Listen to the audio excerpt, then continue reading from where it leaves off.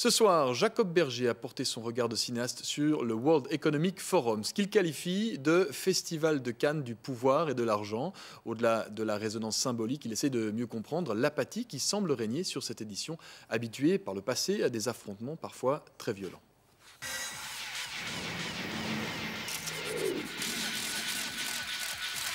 Cette semaine, c'est Davos.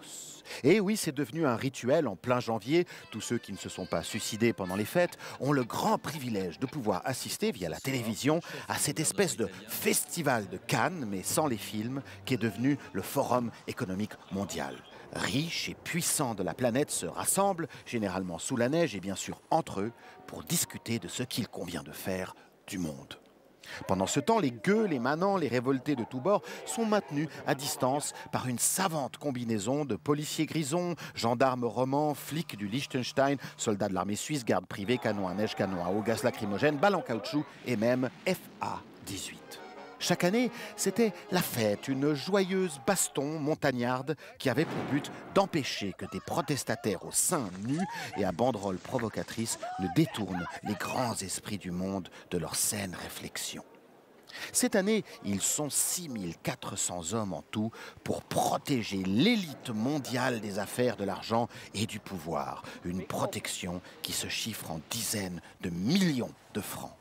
Mais il ne se passe rien. Est-ce parce que les chômeurs et les exploités sont tellement fauchés et déprimés qu'ils n'ont même plus la force de s'indigner? Est-ce parce que les traders et les spéculateurs ont déjà gagné? Est-ce parce que, boudé par les Américains et les Chinois, Davos est devenu un événement de seconde zone, non plus le festival de Cannes, mais une espèce de journée de soleur de l'économie? Ou peut-être est-ce parce que tout le monde a fini par comprendre que ce qui se dit à Davos... Eh bien, le capitalisme purement financier est une dérive qui bafoue les valeurs du capitalisme. Wir wollen in Europa, und darüber sind wir uns auch einig, in der Europäischen Union die Wirtschafts- und Währungsunion zu einer Tout ce qui se dit Stabilitätsunion n'a pas fortentwickeln. plus d'impact sur le réel qu'un flocon de neige sur les Alpes grisonnent. Et je vous rappelle l'information de ce vendredi selon le premier sondage SSC.